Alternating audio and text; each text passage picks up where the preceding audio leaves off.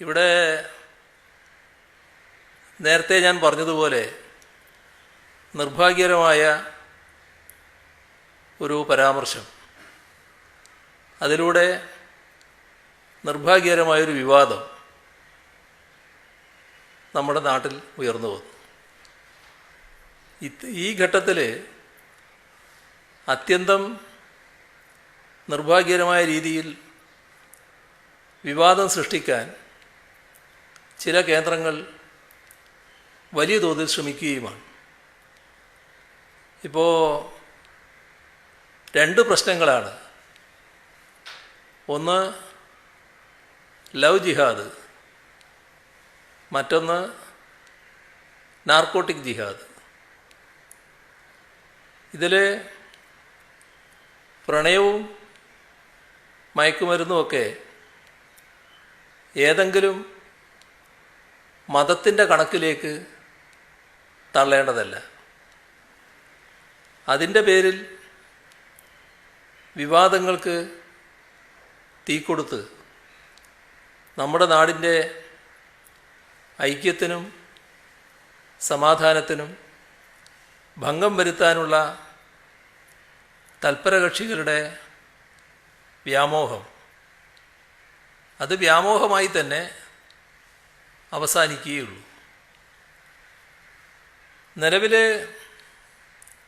ചിലർ പ്രചരിപ്പിക്കുന്ന കാര്യങ്ങൾക്ക് വസ്തുതയുടെ പിൻബലമില്ല. ഇപ്പോൾ കേരളത്തിലെ മതപരിവർത്തനം, അതേപോലെ തന്നെ മയക്കുമരുന്ന് കേസുകൾ, ഇവയിലെല്ലാം ഉൾപ്പെട്ട ആളുകളുടെ വിവരങ്ങൾ വിലയിരുത്തിയാൽ ന്യൂനപക്ഷ മതങ്ങൾക്ക് എന്തെങ്കിലും പ്രത്യേക പങ്കാളിത്തമില്ല എന്ന് മനസ്സിലാക്കാനാകും. ഈ പ്രശ്നം ശ്രദ്ധയിൽ വന്നപ്പോൾ തന്നെ പറഞ്ഞത് ആവർത്തിക്കുകയാണ്. ഇതിനൊന്നിനും ഏതെങ്കിലും മതമില്ല, മതത്തിൻ്റെ കള്ളിയിൽ പെടുത്താൻ കഴിയുകയുമില്ല. ക്രിസ്തുമതത്തിൽ നിന്നും ആളുകളെ ഇസ്ലാം മതത്തിലേക്ക് കൂടുതലായി പരിവർത്തനം ചെയ്യുന്നു എന്നുള്ള ആശങ്കയും അടിസ്ഥാനരഹിതമാണ്. നിർബന്ധിത മതപരിവർത്തനം നടത്തിയത് സംബന്ധിച്ച് പരാതികളോ വ്യക്തമായ വിവരങ്ങളോ ലഭിച്ചിട്ടില്ല. ഏതാനും വർഷങ്ങൾ മുൻപ് കോട്ടയം സ്വദേശിനി അഖില ഹാദിയ എന്ന പേര് സ്വീകരിച്ചു. ഇസ്ലാം മതത്തിലേക്ക് പരിവർത്തനം ചെയ്തത് നിർബന്ധിത മതപരിവർത്തനമാണെന്ന വ്യാഖ്യാനങ്ങളും ആരോപണങ്ങളും ഉയർന്നിരുന്നു.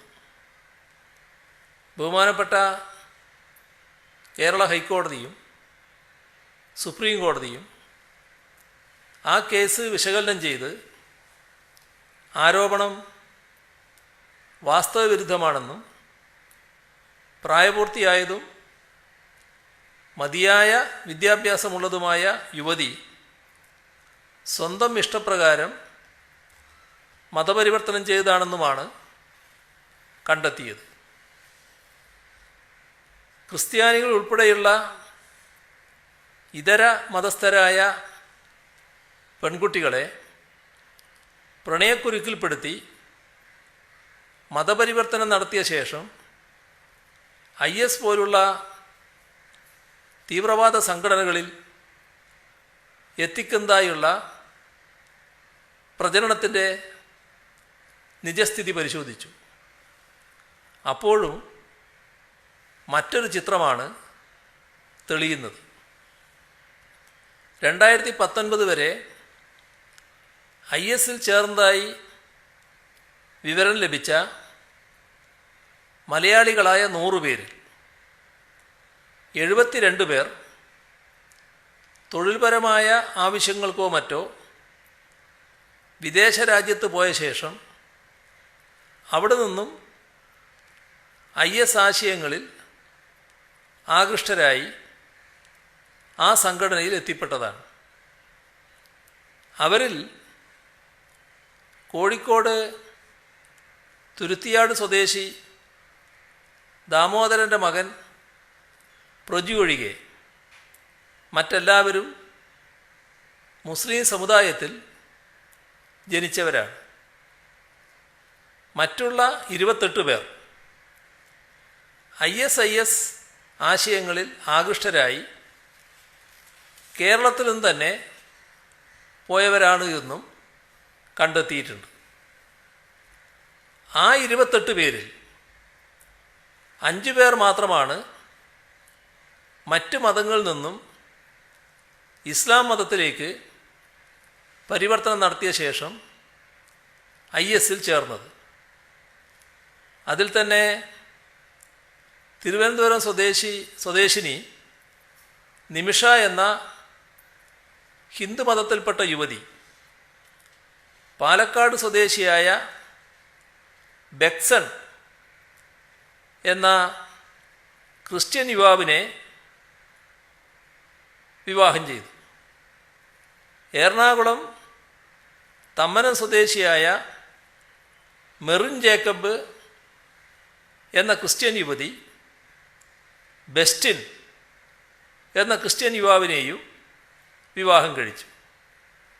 ഈ രണ്ടു കൂട്ടരും ഇവരുടെ വിവാഹം കഴിഞ്ഞ ശേഷമാണ് ഇസ്ലാം മതത്തിലേക്ക് പരിവർത്തനം നടത്തുകയും ISൽ ചേരുകയും ചെയ്തത്. രണ്ടു കൂട്ടർ എന്ന് വെച്ചാൽ 2 ദമ്പതിമാരാണ്, 4.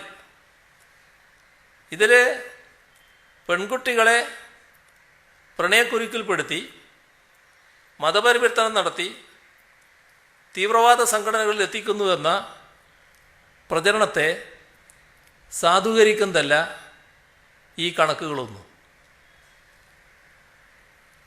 യുവതി യുവാക്കൾ മതതീവ്ര നിലപാടുകളിൽ ആകൃഷ്ടരായി തീവ്രവാദ സംഘടനകളിലും മറ്റും എത്തിപ്പെടാതിരിക്കാൻ സർക്കാർ ശക്തമായ ഇടപെടൽ നടത്തുന്നുണ്ട്.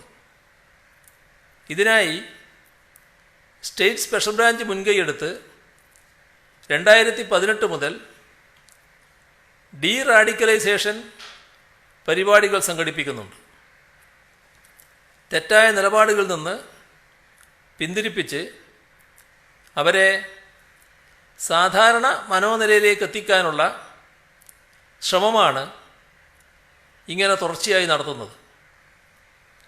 തീവ്ര മതനിലപാടുകൾ സ്വീകരിക്കുകയും IS ആശയങ്ങളോട് ആഭിമുഖ്യം പുലർത്തുകയും ചെയ്യുന്നതായി കണ്ട യുവാക്കളെ ഡീറാഡിക്കലൈസേഷൻ പരിപാടികളിൽ പങ്കെടുപ്പിച്ച് അവരെ സമൂഹത്തിൻ്റെ മുഖ്യധാരയിലേക്ക് കൊണ്ടുവരാൻ കഴിഞ്ഞിട്ടുണ്ട്. തീവ്ര മതനിലപാടുകളിലൂടെ IS ആശയങ്ങളിൽ ആകൃഷ്ടരായി യുവാക്കൾ വഴിതെറ്റാതിരിക്കാൻ വിവിധ ജില്ലകളിലെ മഹല്ലുകളിലെ പുരോഹിതന്മാരെയും മഹല്ല് ഭാരവാഹികളെയും ഉൾപ്പെടുത്തി കൗണ്ടർ റാഡിക്കലൈസേഷൻ പ്രവർത്തനങ്ങൾ നടത്തുകയും ചെയ്തിട്ടുണ്ട്. ഇതിലത്തരം കുടുംബങ്ങളെയും നല്ല രീതിയിൽ സമീപിച്ചിട്ടുണ്ട്. ഇത്തരത്തിൽ ചിട്ടയായും ഫലപ്രാപ്തിയോടെയും നടത്തി വന്ന ഈ പരിപാടികൾ കോവിഡ് വന്നപ്പോൾ കോവിഡിൻ്റേതായ സാഹചര്യത്തിൽ 2020 മുതൽ നിർത്തിവെക്കേണ്ടി വന്നു എന്നതാണ് വസ്തുത. കോവിഡ് ശമിക്കുന്നതോടെ ആ പരിപാടി പുനരാരംഭിക്കുകയും ചെയ്യും. ഇതോടൊപ്പം നാർക്കോട്ടിക് ജിഹാദ് എന്ന പേരിൽ സംഘടിത ശ്രമങ്ങൾ നടക്കുന്നതായുള്ള പ്രസ്താവനയും പ്രചരണങ്ങളും തീർത്തും അടിസ്ഥാനരഹിതമായതാണ്. 2020 സംസ്ഥാനത്ത് രജിസ്റ്റർ ചെയ്ത NDPS ആക്ട് പ്രകാരമുള്ള കേസുകൾ 4941. അവയിൽ പ്രതികളായ 5422 പേരുണ്ട്. അവരിൽ 2700 പേര്, അതായത് 49.8% ഹിന്ദു മതത്തിൽപ്പെട്ടവരാണ്. 1869 പേര്, 34.47% അവർ ഇസ്ലാം മതത്തിൽപ്പെട്ടവരാണ്. 853 പേര്, 15.73% ക്രിസ്തു മതത്തിൽപ്പെട്ടവരാണ്. ഇതിൽ അസ്വാഭാവികമായ അനുപാതം എവിടെയുമില്ല. മതാടിസ്ഥാനത്തിലല്ല മയക്കുമരുന്ന് കച്ചവടം. നിർബന്ധിച്ച് മയക്കുമരുന്ന് ഉപയോഗിപ്പിച്ചതായോ മയക്കുമരുന്നിനടിമയാക്കി മതപരിവർത്തനം നടത്തിയതായോ പരാതികൾ ലഭിക്കുകയോ അത്തരം സംഭവങ്ങൾ ശ്രദ്ധയിൽപ്പെടുകയോ ചെയ്തിട്ടില്ല. മയക്കുമരുന്ന് ഉപയോക്താക്കളോ വിൽപ്പനക്കാരോ പ്രത്യേക സമുദായത്തിൽപ്പെടുന്നവരാണ് എന്നതിനും തെളിവുകൾ ലഭിച്ചിട്ടില്ല. സ്കൂൾ, കോളേജ് തലങ്ങളിൽ നാനാജാതി മതസ്ഥരായ വിദ്യാർത്ഥികളുണ്ട്. അതിലാരെങ്കിലും മയക്കുമരുന്ന് ഉപയോഗിക്കുകയോ മയക്കുമരുന്ന് വിപണന ശൃംഖലയിലെ കണ്ണികളാവുകയോ ചെയ്താൽ അത് പ്രത്യേക സമുദായത്തിൻ്റെ ആസൂത്രിത ശ്രമത്തിൻ്റെ ഭാഗമാണ് എന്ന് വിലയിരുത്തുന്നത് ബാലിശമാണ്. അത്തരം പ്രചാരണങ്ങൾ നമ്മുടേതുപോലെ എല്ലാ മതസ്ഥരും ഇടകലർന്ന് ജീവിക്കുന്ന പ്രദേശത്ത് വിദ്വേഷത്തിൻ്റെ വിത്തിടുന്നതാകും. സമൂഹത്തിൽ ധ്രുവീകരണം ആഗ്രഹിക്കുന്ന ശക്തികളെ ഈ വിവാദം സന്തോഷിപ്പിക്കുന്നുണ്ടാവും. അത്തരക്കാരെ നിരാശപ്പെടുന്ന പ്രതികരണങ്ങൾ എല്ലാ മതവിഭാഗങ്ങളിൽ നിന്നും ഇതിനകം ഉയർന്നിട്ടുണ്ട്. അത് നിങ്ങൾ പ്രത്യേകം ശ്രദ്ധിച്ചിട്ടുണ്ടാവും. എല്ലാ മതവിഭാഗങ്ങളിൽ നിന്നും ഉയർന്നു വന്ന പ്രതികരണങ്ങൾ മതനിരപേക്ഷത ശക്തിപ്പെടുത്തുന്നതിനുള്ള ഇടപെടലിനാണ് എപ്പോഴും സർക്കാർ നേതൃത്വം നൽകിയിട്ടുള്ളത്. ഇനിയും അതുതന്നെയാണ് ചെയ്യുക. തീവ്ര നിലപാടുകളുടെ പ്രചാരകർക്കും അവയെ പ്രോത്സാഹിപ്പിക്കുന്നവർക്കും സ്ഥാനമില്ലാത്ത സമൂഹമാണ് നമ്മുടേത്. തെറ്റായ പ്രവണതകൾ ഏത് തലത്തിൽ നിന്നുണ്ടായാലും നിയമപരമായി നേരിടും. അതോടൊപ്പം ശരിയായ കാര്യങ്ങൾ മനസ്സിലാക്കി ഇടപെടാൻ സാമൂഹ്യ സംഘടനകളും രാഷ്ട്രീയ പാർട്ടികളും തയ്യാറാകണം. ഇതാണ് ഈ ഘട്ടത്തിൽ എനിക്ക് അഭ്യർത്ഥിക്കാനുള്ളത്. കലക്കവെള്ളത്തിൽ നിന്ന് അല്ലെങ്കിൽ വെള്ളം കലക്കി മീൻ പിടിക്കാൻ ശ്രമിക്കുന്ന ശക്തികളെ ഒറ്റപ്പെടുത്തുക തന്നെ വേണം. സാമുദായിക സ്പർദ്ധയ്ക്ക് കാരണമാകും വിധം വിദ്വേഷ പ്രചാരണം നടത്തുന്നവരെയും അതിന് സൗകര്യവും പിന്തുണയും നൽകുന്നവരെയും തുറന്നു കാട്ടാൻ സമൂഹം ഒന്നാകെ തയ്യാറാകണമെന്നാണ് അഭ്യർത്ഥിക്കാനുള്ളത്. ഇവിടെ പ്രതിപക്ഷ നേതാവിനെ പരാമർശിച്ചു. പ്രതിപക്ഷ നേതാവ് പറഞ്ഞതുപോലെ സർക്കാർ നിർദാക്ഷിണ്യം നടപടി സ്വീകരിക്കും. ഇത്തരം കാര്യങ്ങളിൽ ഒരു തരത്തിലുള്ള നോക്കി നിൽക്കുന്ന സമീപനമല്ല ഉണ്ടാവുക. ഇവിടെ ചില ചോദ്യങ്ങൾ കൂടി വരികയുണ്ടായി. അതിലൊന്ന് സർവകക്ഷി യോഗത്തിൻ്റെ പ്രശ്നമാണ്. ഇതിലാദ്യം ഓരോരുത്തരും അവരവരുടേതായ നിലപാട് സ്വീകരിക്കുകയാണ് വേണ്ടത്. അതിനുള്ള പൊതുവായ അഭ്യർത്ഥനയാണ് നടത്തുന്നത്. ഒരു സർവകക്ഷി യോഗം വിളിച്ച് മതനിരപേക്ഷമായി ചിന്തിക്കുന്ന ആർക്കും ഈ നിലപാടുകളിൽ അഭിപ്രായ വ്യത്യാസമുണ്ടാകില്ല. അത് ഒരു പൊതു അഭ്യർത്ഥന നടത്തുന്നതാണ് വരിക. എന്നാൽ അതോടൊപ്പം ഇന്ന് നാട്ടിൽ ഉയർന്നു വന്നിട്ടുള്ള വിഭാഗീയതയ്ക്കിടയാക്കുന്ന വിധത്തിലുള്ള പ്രചാരണ പരിപാടികളുണ്ട്. അത്തരത്തിലുള്ള ചില ഇടപെടലുകളുണ്ട്. ആ ഇടപെടലുകൾ അവസാനിക്കുക എന്താണ്?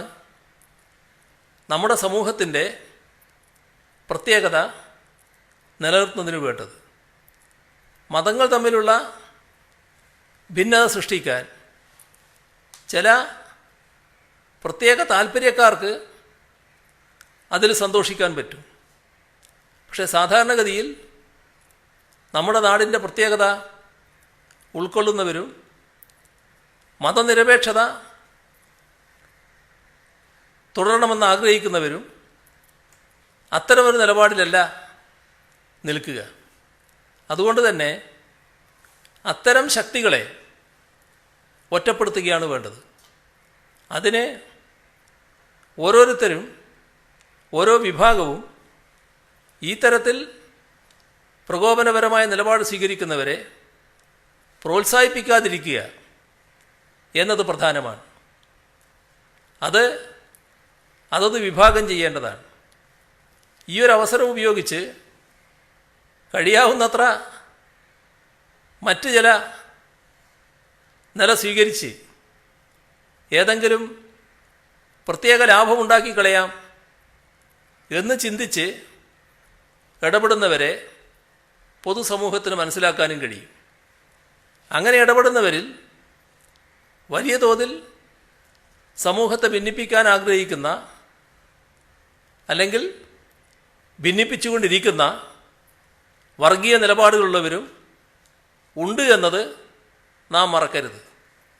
അത്തരം ആളുകളെയും ശക്തികളെയും അതിന് നേതൃത്വം കൊടുക്കുന്നവരെയും തിരിച്ചറിയാൻ കഴിയുന്ന പ്രബുദ്ധമായ ഒരു സമൂഹമാണ് കേരളീയ സമൂഹം. അപ്പോൾ സംഭവിച്ച അനാവശ്യമായ ഒരു പ്രതികരണം, ആ പ്രതികരണത്തിൻ്റെ തെറ്റ് മനസ്സിലാക്കി അതിൻ്റെ തുറ നടപടി ബന്ധപ്പെട്ടവരുടെ ഭാഗത്ത് നിന്ന് ഉണ്ടാവുകയാണ് വേണ്ടത്. അതോടൊപ്പം ഇതിൻ്റെ ഭാഗമായി കൂടുതൽ പ്രകോപനപരമായ നിലയിലേക്ക് നാടിനെയും ജനങ്ങളെയും എത്തിക്കാൻ ഒരു കൂട്ടരും സന്നദ്ധമാകരുത്. ഇവിടെ പാലാ ബിഷപ്പിനെ മന്ത്രി വാസവൻ സന്ദർശിച്ചതിനെക്കുറിച്ച് ഒരു ചോദ്യം വരികയുണ്ടായി. അദ്ദേഹം തന്നെ അതിന് കൃത്യമായി വിശദീകരണം നൽകിയിട്ടുണ്ട്. ഏതോ ഒരു പരിപാടിയിൽ രണ്ടു കൂട്ടരും കൂടി ഉണ്ടാകേണ്ടതായിരുന്നു, അതിന് പോകാൻ പറ്റിയില്ല. ബിഷപ്പ് തന്നെ കാണാൻ താല്പര്യം പ്രകടിപ്പിച്ചു. അങ്ങനെ അദ്ദേഹത്തെ പോയി കണ്ടുവന്നത് ശരിയാണ്. ഇതാണ് മന്ത്രി വാസവൻ തന്നെ വ്യക്തമാക്കിയിട്ടുള്ളത്. അതല്ലാതെ ഈ വിഷയവുമായി ബന്ധപ്പെട്ട് എന്തെങ്കിലും ചർച്ച നടത്താനോ ആ പ്രശ്നത്തിൽ പാലാ ബിഷപ്പിന് പിന്തുണ നൽകാനോ അല്ല മന്ത്രി വാസവൻ പോയത്. ആ പ്രശ്നത്തിൽ പാലാ ബിഷപ്പ് സ്വീകരിച്ച സമീപനത്തെക്കുറിച്ച് വ്യക്തതയോടെ തന്നെ നേരത്തെ സംസാരിച്ചു കഴിഞ്ഞതാണ്. അതിൽ ആ നിലപാടിനെ പിന്താങ്ങുന്ന സമീപനമല്ല സർക്കാരിനുള്ളതെന്ന് ഇത്രയും കാര്യങ്ങളിൽ നിന്ന് നിങ്ങൾക്ക് വ്യക്തമായിട്ടുണ്ടാകുമെന്നാണ് തോന്നുന്നത്. ഇതാണ് അത് സംബന്ധിച്ച് പൊതുവെ പറയാനുള്ളത്. ഈ സർവകക്ഷി യോഗം ഉണ്ടാകില്ല എന്ന് തന്നെയാണോ? സർവകക്ഷി യോഗം വിളിച്ചാൽ എന്താണ് അതുകൊണ്ട് പ്രത്യേക ഗുണമെന്നുള്ളതാണ്. ഇപ്പോൾ ഇപ്പോൾ അത്തരമൊരു യോഗമല്ല വേണ്ടത്. ഓരോ കക്ഷിയും അവരവരുടേതായ പ്ലാറ്റ്ഫോമിൽ വെച്ച് ഇതിനെതിരെയുള്ള ശക്തമായ നിലപാട് സ്വീകരിക്കുക, അവരെ ബന്ധപ്പെട്ട ആളുകളെ തെറ്റിദ്ധരിപ്പിക്കാൻ വേണ്ടി പ്രേരിപ്പിക്കുക. ഏറെക്കുറെ എല്ലാ മതനിരപേക്ഷ ചിന്താഗതിക്കാർക്കും ശക്തികൾക്കും ഒരേ അഭിപ്രായമായിരിക്കും ഇക്കാര്യത്തിൽ ഉണ്ടാവുക. അവരെ അഭിപ്രായം നാട്ടിൽ പ്രചരിപ്പിക്കുന്നതാണ് നന്നാവുക. സർക്കാർ സർവകക്ഷി യോഗം വിളിച്ചില്ലെങ്കിൽ തങ്ങൾ വിളിക്കുമെന്നാണ് പ്രതിപക്ഷം പറയുന്നത്. അതിന് ഇപ്പോൾ ആർക്കാ തടസ്സമൊന്ന്? ഓരോരുത്തരുടെ കാര്യങ്ങൾ ചെയ്യുന്നതിന് അർഹതപ്പെട്ടവരല്ലേ നമ്മുടെ നാട്ടിൽ. ഇവിടെ സർവകക്ഷി യോഗം ഒരു സർക്കാർ വിളിക്കേണ്ടതായ പ്രത്യേക ഘട്ടമുണ്ട്. ആ ഘട്ടങ്ങൾ വരുമ്പോൾ സ്വാഭാവികമായും വിളിക്കുക എന്നല്ലാതെ ഇപ്പോൾ അതിൻ്റെ ഒരു ഘട്ടമല്ല. അല്ല, അങ്ങനെ സർവകക്ഷി യോഗം വിളിച്ചാൽ തീർച്ചയായും ആ പ്രശ്നം പരിഹരിക്കപ്പെടും. അതായത് ഇതിനൊരു ചർച്ചയ്ക്ക് ഉള്ള ഒരു സ്പേസ് ഇല്ലാതെ വരും. എന്താണ് അവിടെ ചർച്ച ചെയ്യുക? ഇവിടെ നിങ്ങൾ മനസ്സിലാക്കേണ്ടത്, സർവകക്ഷി യോഗത്തിലുള്ള ഏതെങ്കിലും ഒരു കക്ഷിയുടെ ഭാഗത്തു നിന്നല്ല ഇത്തരം ഒരു പ്രശ്നം വന്നിട്ടുള്ളത്. അവരേതെങ്കിലും ഒരു നിലപാട് സ്വീകരിക്കലല്ല പ്രശ്നം. പ്രശ്നം പുറത്താണ് നിൽക്കുന്നത്. ആ തെറ്റായൊരു പരാമർശം ഉണ്ടായതാണ് പ്രശ്നം. ആ തെറ്റായ പരാമർശത്തിൻ്റെ കാര്യത്തിൽ എല്ലാ കക്ഷികൾക്കുമുള്ള അഭിപ്രായം ഇപ്പോൾ വ്യക്തമാക്കി കഴിഞ്ഞിട്ടുണ്ട്. അതനുസരിച്ചുള്ള നിലപാട് വരികയാണ് വേണ്ടത്. അതിന് സർവകക്ഷി യോഗത്തിലൂടെ പരിഹാരം കാണാൻ കഴിയുന്നതല്ല. അതാണ് പ്രശ്നം. ഈ സർവകക്ഷി യോഗം എന്ന് പറയുമ്പോൾ ഒരു രാഷ്ട്രീയ മുതലെടുപ്പിനുള്ള ശ്രമമായി ഞാൻ കാണുന്നുണ്ടോ? രാഷ്ട്രീയ മുതലെടുപ്പിൻ്റെ ശ്രമം എന്ന് പറഞ്ഞാൽ അത് ഒരു മുദ്രാവാക്യമായിട്ട് അത് പറയാമെന്നല്ലാതെ നമ്മളെല്ലാവരും വ്യക്തമായ നിലപാട് സ്വീകരിച്ച് പോവുകയാണ് വേണ്ടതെന്നാണ് ഞാൻ പറഞ്ഞത്. അതൊന്ന് സ്വീകരിക്കട്ടെ. ഈ മത സാമുദായിക സംഘടനകളുടെ പ്രതിനിധികളെ അങ്ങ് കാണുകയോ അങ്ങ് അവരോട് നേരിട്ട് സംസാരിക്കുകയോ ചെയ്താൽ ഇപ്പോഴുള്ള ഈ ഒരു അന്തരീക്ഷത്തിൽ അഴിവ് വരില്ലേ? അപ്പം അങ്ങ് പറയുമ്പോൾ അവരത് കൂടുതൽ ഗൗരവത്തോടു കൂടി കാണില്ലേ? ആ കാര്യം എന്താണെന്ന് ആലോചിക്കാം. അതുപോലെ തന്നെ ഈ പാലാ ബിഷപ്പ് അത് നടത്തിയ പ്രസ്താവന പിൻവലിച്ചാൽ തീരുന്ന പ്രശ്നമേ ഉള്ളൂ എന്നാണ് ഈ കാന്തപുരത്തെ പോലുള്ള ആളുകളൊക്കെ പറയുന്നത്. അങ്ങനെയാണെങ്കിൽ മുഖ്യമന്ത്രി തന്നെ ആവശ്യപ്പെട്ടൂടെ പാലാ ബിഷപ്പിനോട് ആ പറഞ്ഞ കാര്യം തെറ്റാണ്, അത് പിൻവലിക്കണമെന്ന്? അല്ല, അതാണല്ലോ നേരത്തെ ഒരു ചോദ്യം വന്നത്. ആ ചോദ്യത്തിൻ്റെ മറ്റൊരു രൂപമാണ് നിങ്ങൾ പറഞ്ഞത്. അതൊക്കെ ഗവൺമെൻറ് വ്യത്യസ്ത തലങ്ങളിൽ ആലോചിക്കേണ്ട കാര്യങ്ങളാണല്ലോ. അതെന്താണ് വേണ്ടതെന്ന് ആലോചിക്കാം നമുക്ക്. ഏതെങ്കിലും ഒരു അധികൃത കേന്ദ്രത്തിൽ നിന്ന് ഒരു വ്യക്തിയോട് പറഞ്ഞ് കാര്യങ്ങൾ നടപ്പാക്കാൻ കഴിയുന്നൊരു പ്രശ്നമല്ല ഇത്. ഇതിൽ നമ്മുടെ സമൂഹത്തിൻ്റെ കൃത്യമായ നിലപാടുകൾ മനസ്സിലാക്കി അതിലൂടെ പ്രതികരിക്കുക എന്നുള്ളതാണ് പ്രധാനം. ഒരു ഘട്ടത്തിൽ ഒരു നിലപാടെടുത്തു, ആ നിലപാടിനോട് സമൂഹം പൊതുവിൽ യോജിക്കുന്നില്ല എന്ന് കണ്ടാൽ അതിനനുസരിച്ചുള്ള നിലപാട് ബന്ധപ്പെട്ടവർ സ്വീകരിക്കലാണ് പ്രധാനം. അതേതെങ്കിലും ഒരു അധികൃത സ്ഥാനം അവരോട് പറഞ്ഞു മാത്രം ചെയ്യേണ്ട ഒരു കാര്യമല്ല.